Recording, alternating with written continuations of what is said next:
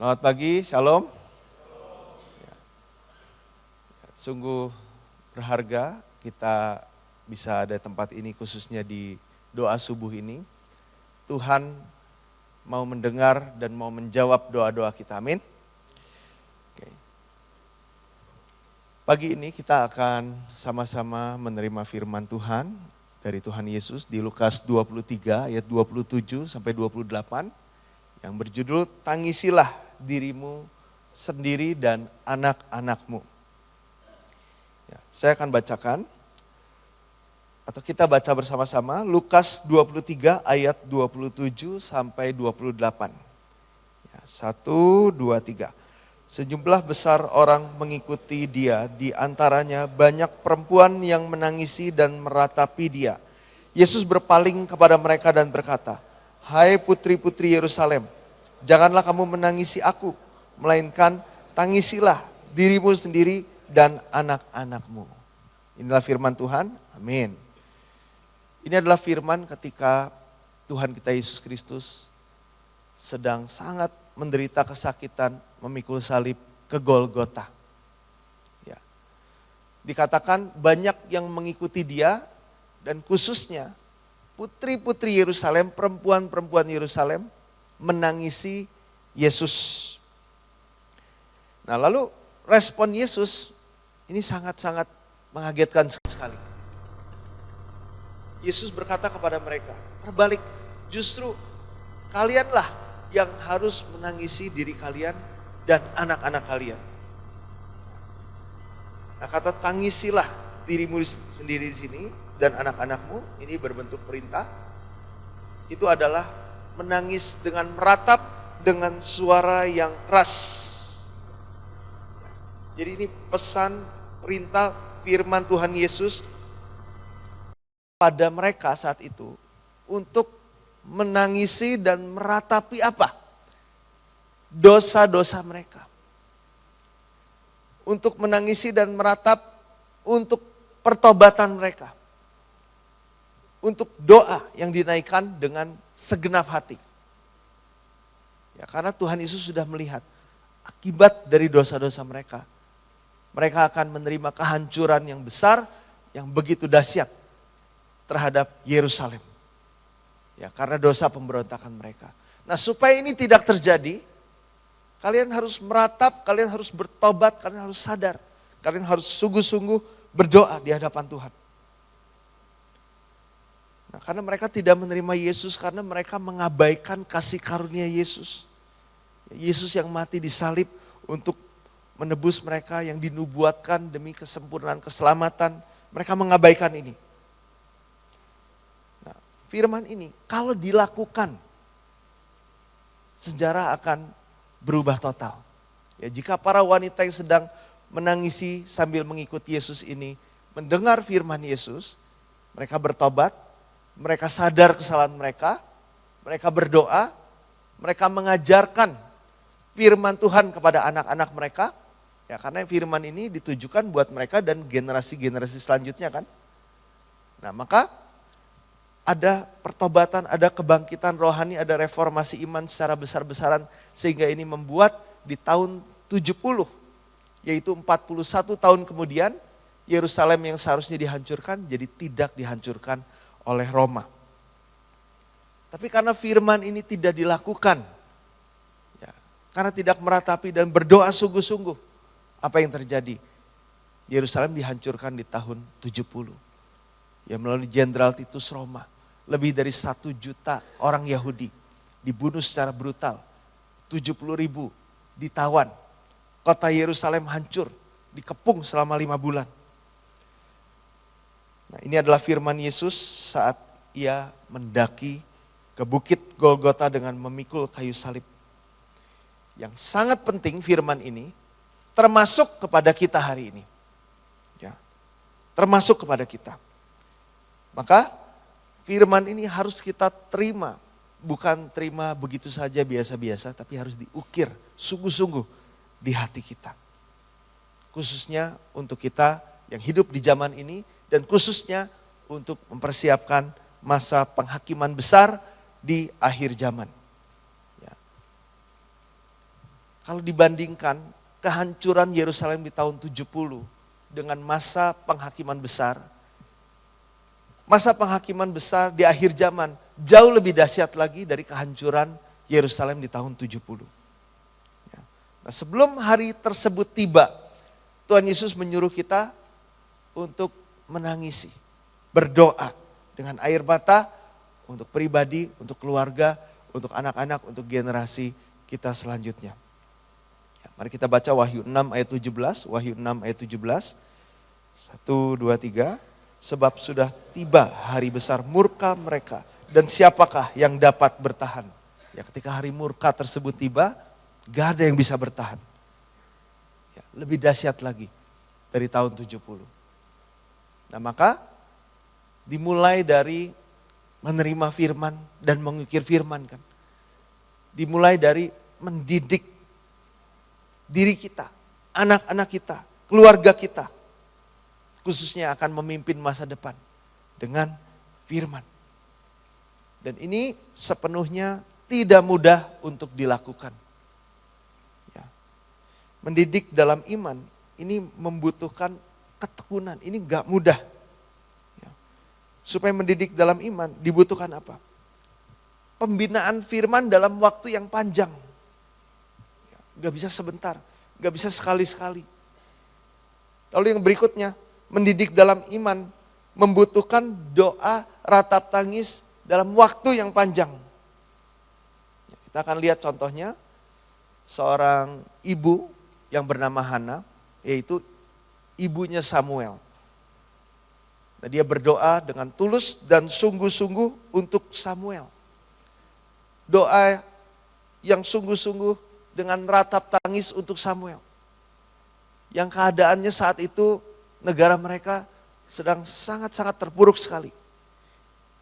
Nah, hasil doa tersebut untuk Samuel, Tuhan pakai Samuel untuk memulihkan masa tragis yang mana kemuliaan Allah telah lenyap dari Israel saat itu. Nah, sehingga di kemudian hari melalui Samuel, pelita Tuhan bisa dinyalakan kembali. Nah, lalu contoh di perjanjian baru, ada doa dan warisan dari seorang nenek dan seorang ibu. Ya, dua generasi. Iman nenek Lois dan iman ibu Eunike. Ya, berdoa dan mewarisi iman kepada cucu, kepada anaknya, yaitu Timotius. Nah, sehingga hasil dari ini Timotius memiliki iman yang luar biasa. Iman yang tulus ikhlas dan hati nurani yang murni. Ya, kita tahu Timotius tokoh utama, ya, dipakai oleh Tuhan untuk pekerjaan Tuhan yang luar biasa. Ya, penerus Paulus, bayangkan. Seorang Timotius menjadi anak sah yang terkasih dalam iman, menjadi penerus Rasul Paulus. Nah, kita sedang hidup di masa atau waktu yang sedang berlari menuju akhir. Maka kita disuruh bangkit dan mengangkat muka kita. Ya, ini yang harus kita lakukan. Ya, salah satunya doa dengan ratap tangis. Maka umat Kristen sejati harus menggenapi pekerjaan penebusan Allah dengan terus-menerus mengabarkan Injil dengan segenap kekuatan, ya, agar generasi berikutnya dapat diselamatkan, agar anak-anak rohani, anak-anak Abraham yang terhilang, umat pilihan dapat ditemukan kembali.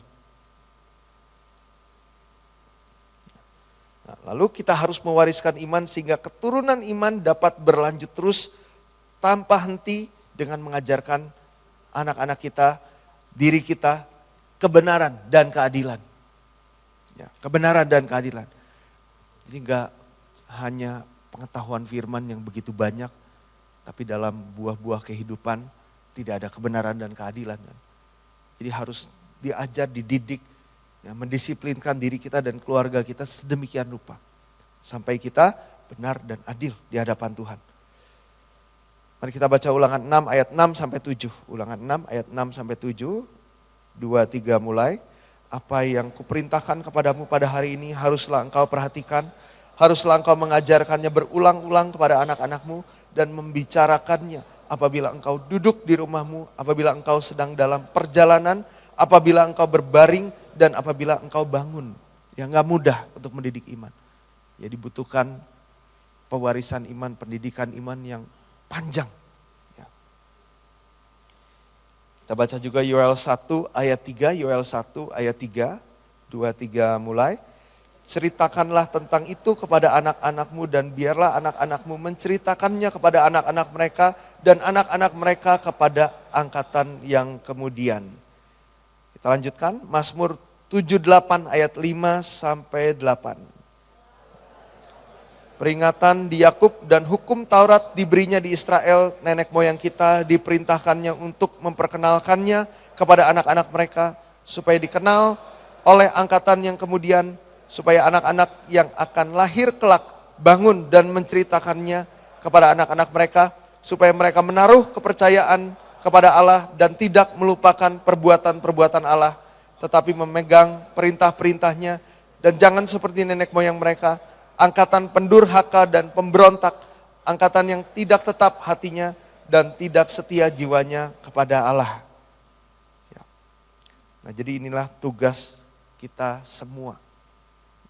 Mewariskan iman, mengajarkan keturunan berikutnya, melakukan kebenaran dan keadilan untuk agar kita menggenapi perjanjian-perjanjian Allah.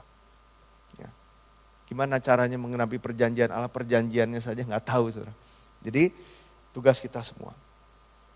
Nah, kita harus mengajarkan mengenai permulaan dan berlangsungnya seluruh pekerjaan penyelenggaraan Allah, sejarah penebusan.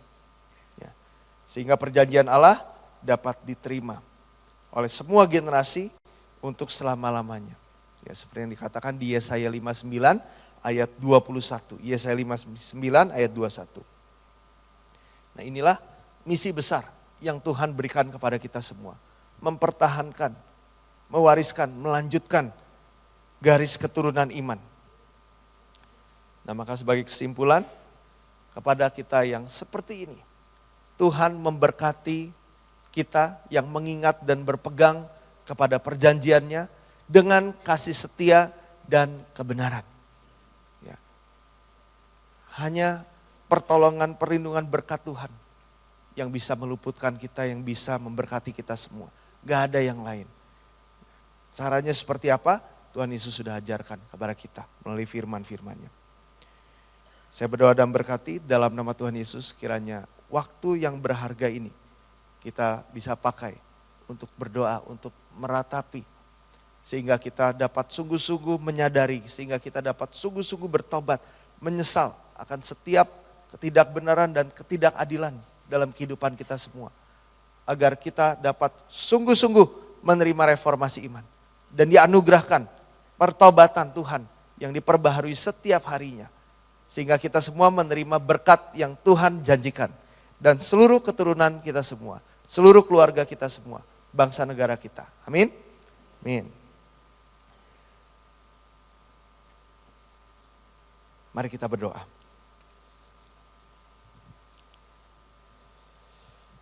Bapa di sorga, kami sungguh mengucap syukur Bapa. Melalui ibadah doa subuh ini, melalui sesi-sesi setiap anugerah Tuhan yang Tuhan curahkan melalui retret tahun ini ya Bapa. Engkau menganugerahkan kami perjanjian Tuhan yang sangat penting. Engkau mengingatkan kami, Engkau membangunkan kami yang tertidur ini agar bangkit dan memandang kepada perkara-perkara yang di atas. Terima kasih Bapa. Tanpa ini semua kami sedang tenggelam ke dalam hal-hal duniawi dan hal-hal dan kehidupan yang tidak berkenan di hadapan Tuhan. Yang sepenuhnya akan mendatangkan murka Tuhan yang dahsyat. Tapi Engkau menyelamatkan kami. Sungguh kami mengucap syukur Bapa. Kiranya firman ini diukirkan dalam hati kami setiap harinya. Sehingga setiap harinya kami dapat menangisi dan meratapi diri kami, keluarga kami, bangsa kami, gereja kami ya Bapa. Sehingga kami semua dapat dimeteraikan oleh firman-Mu. Kami semua dapat menerima anugerah berkat Tuhan yang Tuhan sudah janjikan, kami semua menjadi orang-orang yang dilindungi di akhir zaman ini sepenuhnya. Tolonglah kami yang lemah ini ya Bapa, kami yang tidak layak, kami yang tidak sanggup ini. Biarlah Bapa, Engkau menggerakkan setiap hati kami, agar kami dapat sungguh-sungguh berdoa setiap harinya. Sungguh-sungguh menerima pendidikan firman setiap harinya ya Bapa. Memprioritaskan dan mengutamakan ini semua melebihi hal-hal apapun dalam kehidupan kami dan keluarga kami. Kiranya Bapa murka besar di akhir zaman. Di saat itu ya Bapa, kami didapati setia di hadapan Tuhan dan bertahan, sehingga kami dapat terus-menerus menerima perlindungan anugerah yang besar. Dan khususnya Bapa, kiranya Engkau memperbaharui kami semua dan mengizinkan untuk memakai kami semua untuk pekerjaan besar. Sehingga ada kebangkitan rohani di mana-mana. Mulai dari diri kami sendiri, keluarga kami, lingkungan kami, keluarga besar. Tempat dimanapun Engkau tetapkan kepada kami untuk beraktivitas. Sehingga ini menghasilkan penuaian jiwa yang berkenan di hadapan Tuhan. Bapak, kiranya Bapak di waktu yang berharga ini, sebentar kami akan menaikkan doa-doa seruan kami semua ya Bapak. Tolong Bapak, Engkau hadir, mendekat, dan menjawab seluruh doa-doa kami. Melebihi daripada apa yang kami doakan. Tolong sempurnakan doa kami ini ya Bapak. Kami panjatkan seluruh doa ini dalam nama Tuhan Yesus. Kami berdoa dengan penuh ucapan syukur. Amin. Berikan kemuliaan untuk Tuhan.